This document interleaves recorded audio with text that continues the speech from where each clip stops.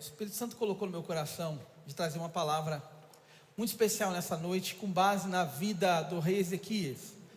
Então a gente vai conversar sobre os segredos da liderança do rei Ezequias, para a gente aplicar na nossa vida hoje. Só que eu queria te falar que essa palavra hoje é somente para líderes. Só para líder. Quem entendeu? Queria te falar que você, não sei se você sabe, mas você é um líder. Porque liderar significa influenciar. Pastor, mas eu não estou liderando o célula ainda. Mas você lidera no mínimo o seu cachorro. Você lidera seu irmão mais novo. Você lidera, talvez, na sua casa. Você se auto-lidera no mínimo. E você, de alguma forma, está influenciando a vida de alguém.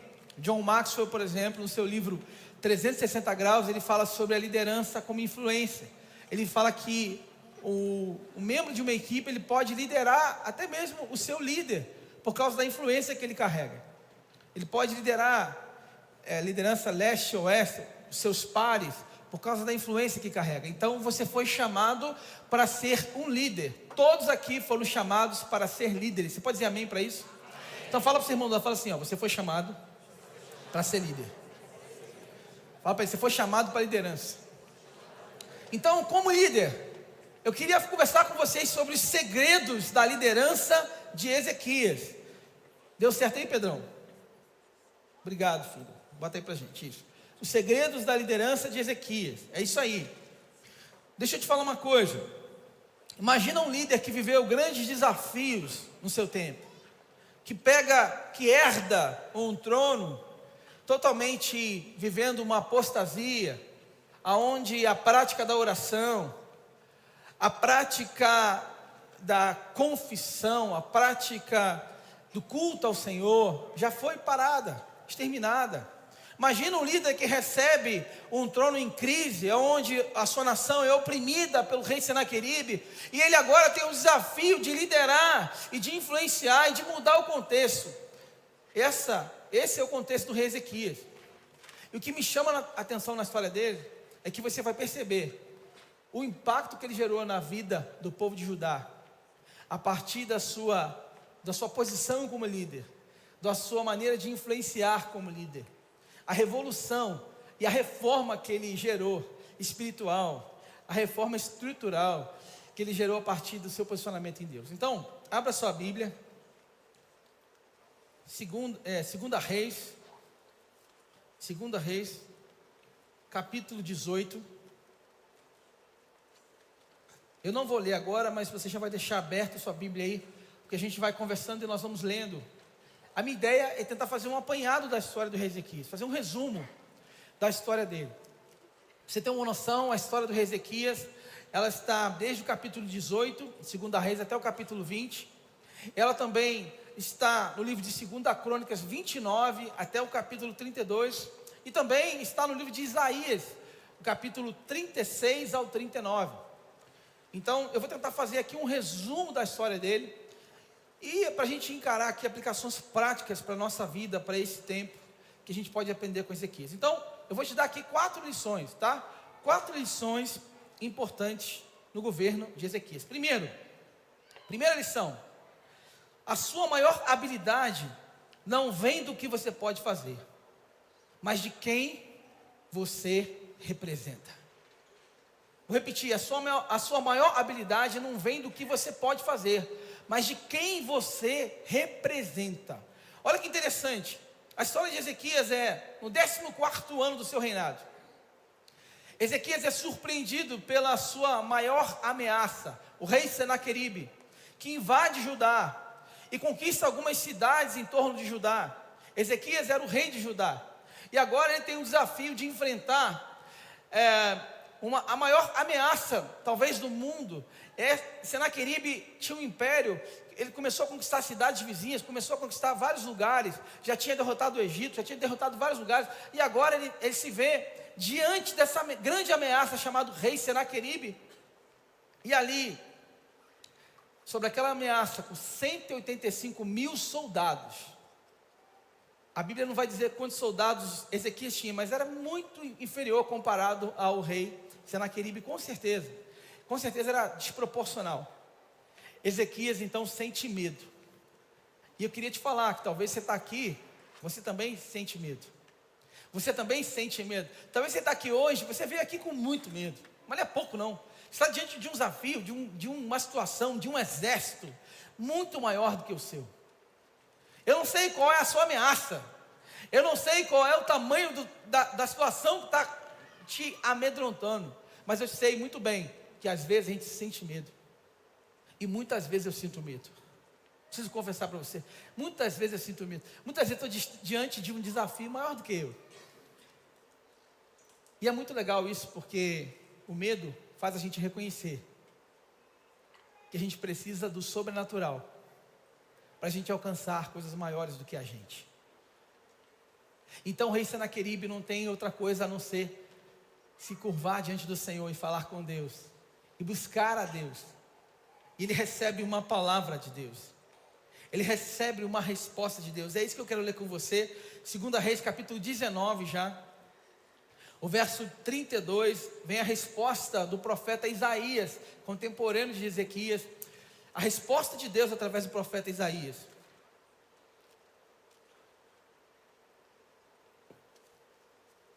A partir do verso 32. Diz assim: portanto, assim diz o Senhor a respeito do rei da Síria. A Síria é o exército inimigo. Ele não entrará nesta cidade, nem lançará nela flecha alguma, não virá diante dela com escudo, nem construirá rampas de ataques contra ela. Ou seja, Deus já foi dizendo, ele não vai entrar, ele não vai invadir, ele não vai conseguir nem fazer rampa, ele não vai conseguir fazer nada. E continua: pelo caminho por onde vier, por esse voltará, mas nessa cidade não entrará, diz o Senhor. Você pode dar um aleluia, um glória a Deus? Você começa a entender que essa resposta é de Deus para você nessa noite. Começa a tomar posse, que é a resposta que Deus está dando em função do seu desafio, do tamanho do seu problema. E ele diz: porque eu defenderei esta cidade para a livrar, por amor de mim e por amor do meu servo Davi. Diga amém, glória a Deus. Eu recebo essa palavra. E o final da história você já conhece. Deus envia um anjo, e apenas com um anjo, esse único anjo, matou 185 mil soldados inimigos. Quantos podem dizer aleluia e glória a Deus por isso? Só que a Bíblia diz que enquanto nós dormimos, os anjos de Deus trabalham em nosso favor. Você tem noção que se um anjo matou 185 mil, você tem outros anjos trabalhando em seu favor? Logo, você precisa parar de temer. Você precisa começar a acreditar que Deus está com você nesse desafio, e que Deus é a resposta que você precisa para você vencer esse grande desafio. Deus está fazendo o impossível na sua vida. Você pode dizer isso para o seu irmão? Deus está fazendo o impossível na sua vida. Deus está fazendo o impossível na sua vida. Então, está na hora de você começar a acreditar na oração fervorosa do justo. Comece a acreditar na oração fervorosa do justo. Independente de quão sombria seja a sua situação, comece a acreditar na oração fervorosa do justo. Comece a acreditar no poder de uma oração familiar, na intercessão que você representa, que você carrega na sua família. A esperança e a fé é o que nos sustenta nesses momentos desafiadores. Você não pode esmurecer. Ei, levanta essa cabeça. Levanta essa cabeça.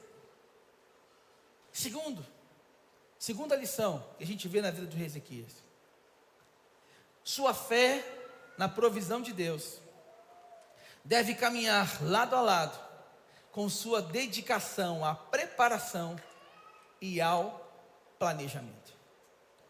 O fato de você acreditar que Deus está fazendo, que Ele é Deus e que Ele faz e que Ele vai além, não anula de você a responsabilidade da preparação e do planejamento. Um dos grandes feitos do rei Ezequias foi a construção de um duto que ele fez para se preparar para possíveis ameaças. Então ele construiu um duto, fazendo uma passagem de água para poder abastecer a cidade.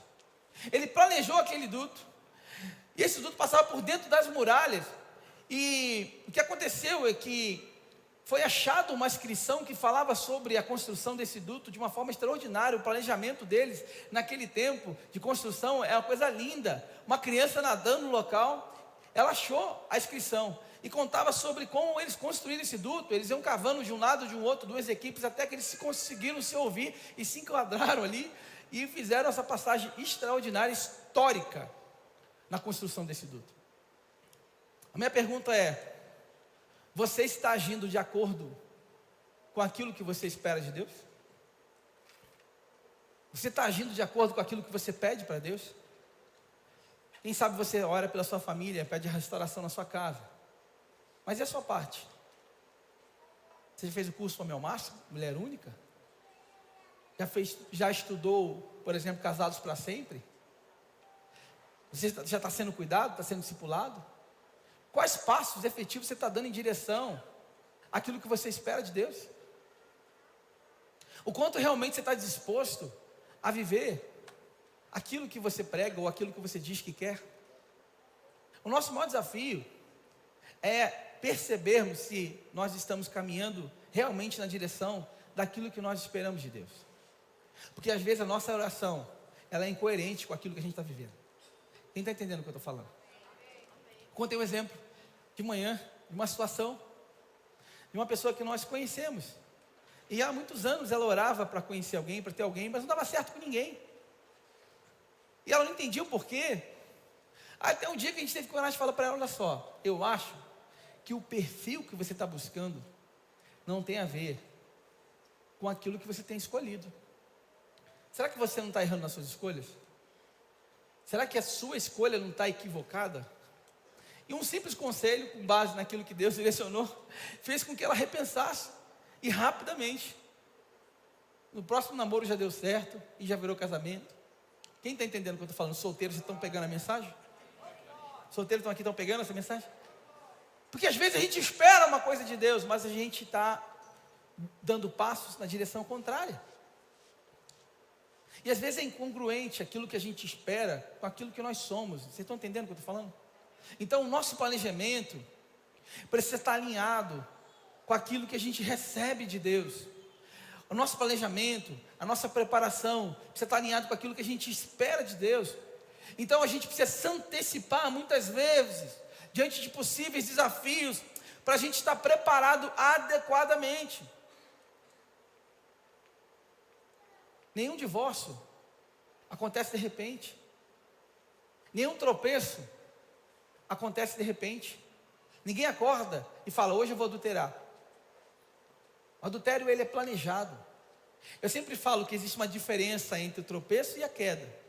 O tropeço é: você está andando, de repente tem uma pedrinha assim, ih, tropecei. Olhei que não devia, falei, olha, não devia ter falado isso. Agora a queda é planejada. A queda começa no chat, começa no olhar, começa nas conversas. A queda começa numa agenda que é programada. Quem está entendendo o que eu estou falando?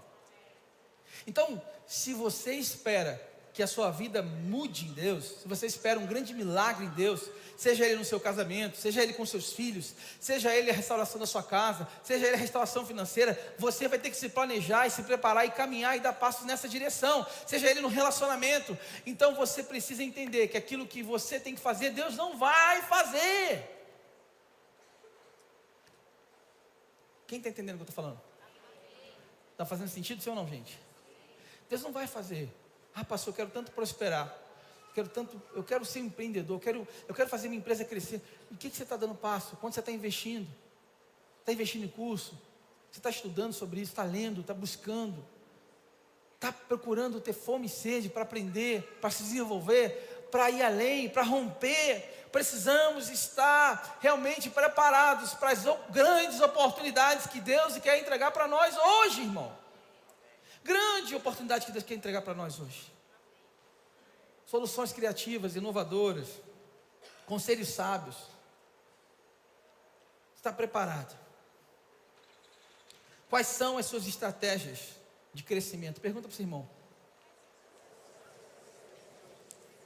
Pergunta para ele. Terceiro ponto, pode vir, Fabão. Terceiro ponto. Olha que interessante isso aqui.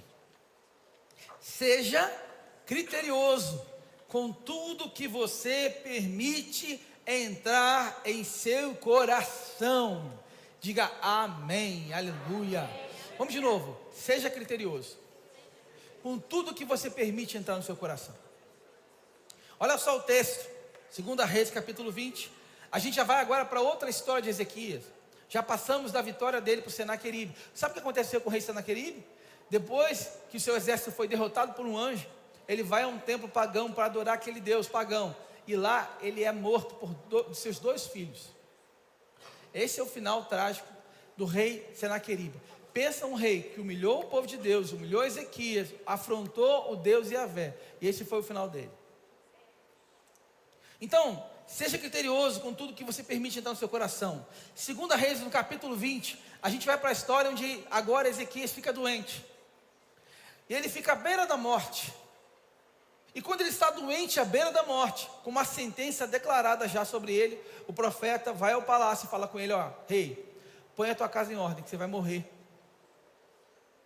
E então ele dobra o joelho, ele ora, ele fala com Deus, ele fala: Senhor, eu tenho sido justo, eu tenho feito a tua vontade. Eu falei até isso semana passada, que isso mexeu muito comigo, porque a oração dele, enquanto que o profeta estava saindo do palácio, já tinha dado a sentença, falou: ó, você vai morrer. Quando ele está saindo, a Bíblia diz que ele volta para falar de novo. E agora ele fala: ó, o Senhor ouviu sua oração, você não vai morrer, você vai ganhar mais 15 anos. Não é maravilhoso? Mas o que mais surpreende esse texto? Porque, na verdade, Ezequias tinha que apresentar para Deus. Na oração, ele começa a falar tudo aquilo que ele vive para o reino. Ele apresenta a sua vida, a sua dedicação, aquilo que ele fez. E aí, antes do profeta sair, o profeta volta. Deixa eu te fazer uma pergunta. O que você tem para apresentar para Deus hoje? O que você tem feito para o reino, que você pode orar e falar: Senhor, eu fiz isso, eu estou construindo isso, eu fiz aquilo. Senhor, tem misericórdia de mim, eu tenho isso, eu ajudei nisso, eu plantei isso. E aí, sabe o que acontece? Na hora que ele recebe essa sentença, olha aqui o versículo 8. Ezequias perguntou a Isaías. Logo depois, ele recebe a notícia que iria morrer. O profeta Isaías vem e avisa: não, você não vai morrer, você vai viver mais 15 anos. Olha a resposta dele. Olha a resposta de Ezequias. Perguntou Ezequias a Isaías: qual será o sinal que o Senhor me curará? E de que ao terceiro dia subirei à casa do Senhor. Sabe o que me chama a atenção aqui? Olha que interessante isso aqui. Quando ele recebeu a sentença de morte, quando ele recebeu a má notícia, quando ele ouviu que ia dar errado, ele em nenhum momento duvidou. Mas quando ele ficou sabendo do milagre, quando ele ficou sabendo do que Deus ia fazer na vida dele, sabe o que ele pediu? Ele pediu sinal a Deus. Sabe qual é o nosso problema? A gente acredita facilmente na notícia ruim. A gente tem a facilidade de acreditar na má notícia, na palavra de derrota, na palavra de fracasso, na sentença de morte. Mas quando vem a palavra de milagre, a palavra de fé, a palavra de vitória, muitas vezes a gente duvida e pede sinal a Deus. E ele pediu um sinal extraordinário. Olha, havia um relógio que eles usavam com a luz do sol, feito de pedra, relógio de Acais, que esse relógio marcava com a sombra, com base na sombra, eles sabiam que hora era naquele tempo. E ele pediu para que girasse a sombra ao contrário, para que ele soubesse que era algo mirabolante. Olha que coisa. Deixa eu te fazer uma pergunta. Quem que você tem ouvido? Sabe qual é o nosso problema? A gente pede conselho para quem não acredita em nós. A gente ouve alguém nos dar opinião sobre aquilo que ela não venceu. A gente quer aprender sobre ministério com quem não acredita mais em ministério. A gente quer aprender sobre viver um casamento saudável com quem já perdeu seu casamento e não acredita mais. É mais fácil para a gente acreditar na palavra da má notícia do que acreditar naquele que fala: olha, não, meu irmão, não duvida não, Deus vai fazer, olha, vai acontecer o impossível na sua vida, Deus vai restaurar sua casa, sua família. Nosso problema é dar ouvidos a pessoas que jamais deveríamos ouvir. Sabe o que tem acontecido? Eu tenho visto tanta gente, isso é o que mais me frustra no ministério. Eu tenho visto tanta gente com um chamado incrível, com uma palavra de Deus. Eu tenho visto gente capacitada, gente que eu sei, a gente vê nitidamente o potencial que aquela pessoa tem, mas por se associar com pessoas erradas, por ouvir opiniões de pessoas erradas, por olhar para pessoas erradas, simplesmente muitos desistem no caminho, no processo daquilo que Deus tinha separado para ele, e simplesmente interrompem. Sabe o que eu tenho visto? Gente valorizando mais quem está longe do que quem está dentro. Gente que acorda, vai ouvir um coach, vai ouvir um influencer, vai ouvir um youtuber, vai ouvir um mentor lá fora, que muitas das vezes não acompanha ele de perto, e não sabe das suas lutas diárias, não sabe dos seus desafios diários. E às vezes você pega um texto fora do contexto, um corte, e aquilo ali é suficiente para você acreditar e desistir de coisas que na verdade Deus jamais desistiu de você.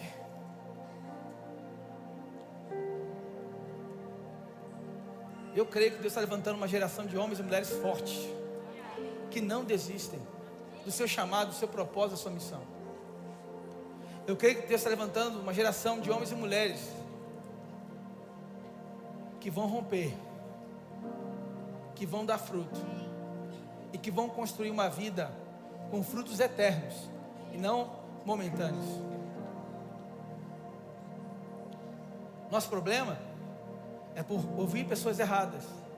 Nós nos associamos com pessoas que não estão alinhadas com o propósito de Deus. E depois, sabe o que é o resultado disso?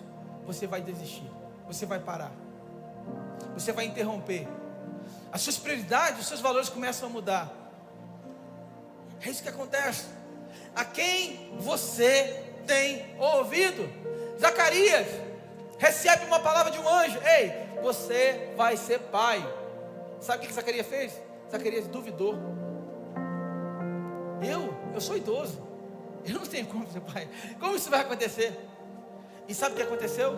Por causa da dúvida dele, ele ficou mudo. Ele só voltou a falar depois que o filho dele nasceu. Quando ele deu o nome de João Batista, aí foi a hora que ele voltou a falar. Aí eu fiquei perguntando: por que será que João Batista ficou mudo? A resposta é simples. Ele ficou mudo porque se ele estivesse falando, ele poderia ser uma pedra de tropeço na vida de Isabel, sua esposa, por não acreditar no milagre que Deus tinha separado para aquela família. Meu irmão, tem hora que você tem que ficar mudo. Tem hora que você tem que andar com gente muda. Vou te dar outro exemplo.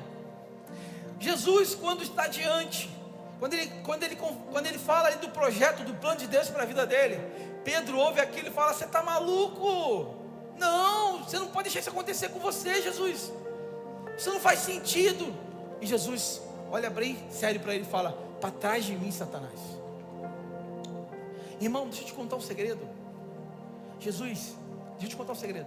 Pedro era um dos discípulos de Jesus, caminhava com Jesus o tempo todo, era um dos apóstolos. Pedro era alguém que estava perto de Jesus. Jesus não expulsou ele depois que ele falou isso e foi usado como pedra de tropeço. O que eu quero dizer com você é que tem pessoas que estão perto de você e que em alguns momentos podem ser sim uma pedra de tropeço na sua vida, que vão falar coisas que não vão ser sábias. E você tem que saber discernir de acordo com a palavra aquilo que realmente Deus tem para a sua vida. E parar de ouvir conselhos tolos. Pare de ouvir conselhos de gente que não chegou onde você quer chegar, meu irmão. Você vai perguntar para quem não esteve lá ainda: o que é viver esse sucesso nessa área? Essa pessoa nunca chegou. Você vai ouvir, conversa com gente que avançou, que rompeu, que sabe, que já chegou lá, que sabe o que é. Essa pessoa que você tem que falar sobre o seu chamado, sobre a sua missão, sobre o seu propósito. Essa pessoa que você tem que conversar. Sabe, nós temos que selecionar de fato quais são as vozes que a gente quer ouvir. Ser seletivo. Existem pessoas que sem perceber, às vezes nem por maldade, muitas vezes elas podem contribuir para tirar você do foco do caminho. Sabe por quê? Não é porque elas querem não, é porque elas não estão nesse caminho. Elas estão indo para outra direção. Você tem que estar atento a isso, irmão. O que você está ouvindo? Que conversinha que você está ouvindo? Que fofoquinha você está ouvindo? Que disse-me-disse você está ouvindo? Que palavra que você está ouvindo? Tem muita conversa que Deus não está lá, meu irmão. Deus não está lá. Muito legal, mas Deus não está lá. E essas conversas que Deus não está, são as conversas que são potências na mão de Satanás para interromper o propósito e a missão de Deus na sua vida.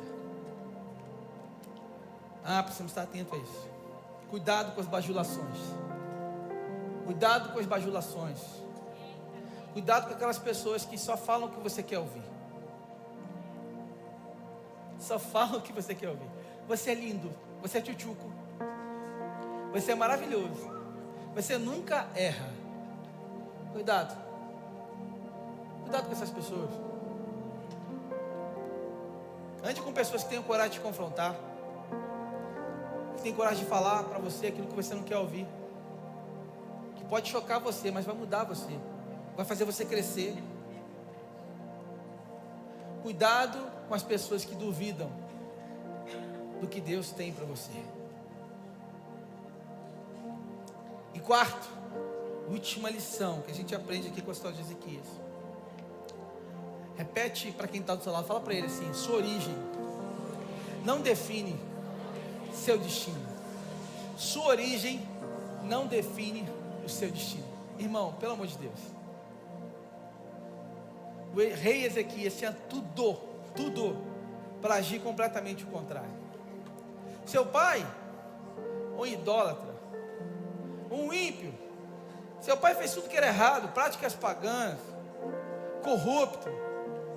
Seu pai era alguém que vivia debaixo, comia na mão dos assírios, oprimiu o povo, se entregou à imoralidade, foi lembrado como um rei ímpio, um rei desviado. De repente surge Ezequias com um reino totalmente diferente, cara. Ele tira as coisas idólatras do templo, limpa o templo, restaura o culto, a adoração a Deus. Ele consegue fazer algo que desde o tempo de Salomão não acontecia. Ele reúne todo o povo de Judá e comemoram a Páscoa, que era algo primordial para a cultura judaica espiritual. Ele reforma a vida daqueles judeus, a espiritualidade deles. Ele restaura o templo, ele restaura o lugar de expiação dos pecados. Irmão, aí eu te pergunto, como, sem nenhuma estrutura familiar, alguém consegue fazer totalmente diferente da influência do seu pai? Sabe por quê? Lê aqui comigo, ó. 2 Reis, capítulo 18, verso 3. Diz assim: Ezequias fez o que era reto aos olhos do Senhor, segundo tudo o que Davi, seu pai, havia feito. Peraí, pastor, está errado esse texto. Peraí, o pai de Ezequias não era Davi, o pai de Ezequias era Acais, era o ímpio, era o corrupto.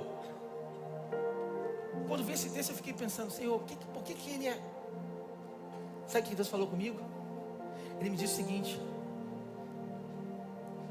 você escolhe qual legado que você quer honrar. Está na sua mão. Você decide qual o legado que você quer honrar. Ezequias decidiu honrar o legado de Davi e não o legado de Acais. E por isso ele foi reconhecido como filho de Davi. Quem tem mais filho de Davi aqui nessa noite? Tem mais aqui pessoas que querem honrar o legado de Jesus Cristo na sua vida e querem honrar o legado que Deus separou para você. Eu quero profetizar na sua vida, irmão, que em nome de Jesus, aquilo que Deus prometeu para a sua vida não vai se frustrar. Você hoje vai assumir um compromisso diante do altar do Senhor, que você vai honrar o legado de Jesus na sua vida, que você vai honrar o legado de Jesus na sua vida. O que fez Ezequias ser diferente? Ele decidiu, primeiro, escutar a voz do profeta, ao invés de ouvir a voz de um ímpio, de um fofoqueiro, de um 71, de um amador, de um corrupto, de um mentiroso. Ele decidiu ouvir a voz de um profeta. Decidiu andar com gente que teme ao Senhor, que vive o reino de Deus. Já começou a diferença por aí. Tinha uma convicção pessoal. Ele olhou as experiências ruins do seu reino, os prejuízos que o pai dele deu, olhou e falou assim: eu vou fazer diferente. E não usou isso como muleta, como desculpa para continuar aquele legado ruim. Ele tinha uma forte convicção para onde ele ia, o que ele ia construir, o legado que ele queria honrar, o legado de Davi. Ah, meu Deus, que extraordinário. Então ele propõe uma reforma religiosa. A partir dele, muda o contexto da história de uma nação. Você não tem noção do que você pode fazer, irmão. Você não tem noção do que Deus pode fazer através de você. Uma mudança de pensamento, uma mudança de mindset, uma mudança de posição, uma mudança de estratégia pode impactar a vida de multidões a partir do que Deus vai fazer na sua vida. Eu encerro contando a história muito conhecida de um filme que nós vimos ontem à noite, até de madrugada, que é a história de Chris Gardner, A Procura da Felicidade. Quem já viu esse filme? Muita gente viu. Esse filme é antigo, mas é muito interessante a história desse filme, porque é um pai que vive suas crises para sustentar o seu filho. Ele chega a morar na rua, trabalhador, acordava cedo, saía em busca de trabalho, em busca de vender seu produto, se matou de trabalhar. Mas o que me chama a atenção é que quando você vai estudar, vai ler sobre a história dele, a gente percebe que a estrutura familiar dele, do Chris, era terrível. Seu pai, da sua mãe, ele não tinha nenhuma perspectiva para sonhar mais alto. Assim como Isaías, que tinha o seu maior exemplo ali como seu pai Acais, na realidade do contexto que ele vivia, não tinha motivo para que Ezequias pudesse sonhar de forma diferente. O mesmo aconteceu com Cristo. A sua realidade não tinha nada a ver com ele sonhar com ir mais longe, mas ainda assim ele decidiu acreditar. Sabe por quê? Porque ele escolheu que legado ele queria honrar. Sabe por quê? Porque ele escolheu acreditar que a origem dele não ia definir o seu destino. Então eu não sei qual a sua origem, eu não sei o que você passou, eu não sei o que fizeram com você, eu não sei o que você viveu em outra igreja, eu não sei o que você viveu no seu passado, eu não sei qual foi a sua experiência de relacionamento, eu não sei o que você viveu na sua sociedade anterior, eu não sei o que você passou. Só sei de uma coisa: você pode escolher hoje qual o legado que você quer honrar. Se seu pai divorciou, se sua mãe, você pode escolher hoje o caminho que você quer trilhar. Você pode decidir hoje qual a posição que você quer ter em Deus, qual é a postura que você quer ter diante do Senhor, para que direção você quer marchar, para que posição você quer caminhar. Você tem o direito hoje de assumir um compromisso com você mesmo e falar: não é porque meu pai divorciou que eu vou divorciar, não é porque minha mãe foi alcoólatra que eu vou ser alcoólatra, não é porque meu pai se envolveu na prostituição que eu vou viver na prostituição, não é porque meu avô era viciado na pornografia que eu vou continuar viciado na pornografia, não é porque o meu bisavô viveu um assassinato que eu vou me envolver com o assassinato. Não! Você precisa escolher que legado você quer honrar hoje, irmão. Qual legado você quer honrar? Eu quero que você entenda uma coisa: você não tem o direito de desistir. Você não tem o direito de desistir. Você não tem o direito de parar. Você não tem o direito de parar. O que me chama a atenção nesse filme: ele trabalhou incansavelmente. Ele não parou. Incansavelmente. Incansavelmente. Tiver que dormir, sabe, num banheiro público, no meio do metrô, eu vou dormir, mas eu não vou desistir. Por muitos momentos na minha vida de pressão, de luta. Já pensei em chutar o balde, claro que já pensei em desistir. Mas quando eu começo a olhar qual é a convicção que eu tenho em Deus, o que eu quero honrar, eu começo a entender o que Deus espera de mim, você começa a mudar. Quando eu olho para a vida de um homem chamado Josué Valando Júnior, que eu conheci alguns anos atrás, e eu olhei para a vida dele e falei: quem é esse pastor aí? Qual é desse cara? Eu já tinha passado por muitas igrejas, já tinha visto tantas coisas, tantos bastidores, acesso a tantas coisas. Pensa num cara cético, era eu. Mas de repente eu falei: eu quero entender. E eu comecei a ver que o pastor Josué era um homem íntegro, pregava a verdade, que andava em verdade, e a igreja só avançava, rompia, crescia e ia além. E um dia eu falei: quer saber de uma coisa? Esse é o legado que eu quero honrar. Esse é o legado que eu quero construir para a minha vida. E foi tão forte que eu vivi a partir daquele momento, que eu, apesar de ter uma carreira, eu simplesmente renunciei tudo, até minha carreira, para viver um chamado como pastor. E hoje eu vejo o que Deus tem feito através da minha vida, da minha família, com cada pessoa que é alcançada, cada pessoa que é batizada, cada casamento que é restaurado, cada igreja que foi fundada, cada igreja que será fundada, cada projeto que nós estamos construindo, cada vida que está aqui hoje. Meu irmão, isso aqui é fruto de um legado que um dia eu decidi honrar. Eu quero que você entenda isso. Eu não quero mais que você esteja aqui nesse mundo sem saber bem claro qual é o legado que você vai honrar, para que direção você vai no seu ministério. Você pode estar falando de propósito, mas sua vida pode estar focada só nisso aqui. Você pode estar falando de espiritualidade, mas isso só não passa de uma estratégia para se enriquecer. Você pode estar falando de que vai mudar a vida de pessoas com propósito, mas no seu coração mesmo o que você quer fazer é enriquecer. O que eu quero que você entenda de verdade é que só vai fazer sentido para você quando você estiver realmente alinhado com o propósito e a missão que Deus tem para você. O dinheiro tem que potencializar a visão de Deus em você. Assim como eu falei daquele homem, dando de uma rede de restaurantes, pôde mudar a história de muitos jovens que não tinham que estudar.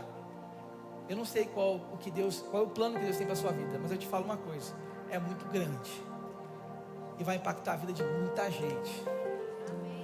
Não é egocêntrico, não é egoísta, e não é só para você, é a partir de você. Quem quer viver isso de verdade em nome de Jesus? Fique de pé, nós vamos orar.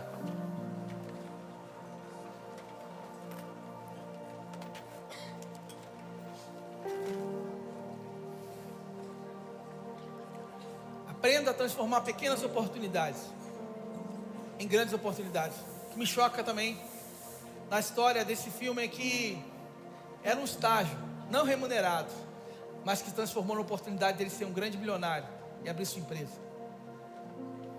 Em vez de a gente ficar reclamando daquilo que a gente tem de oportunidade, a gente vai começar a entender que às vezes é a estratégia de Deus para fazer aquilo ficar grande.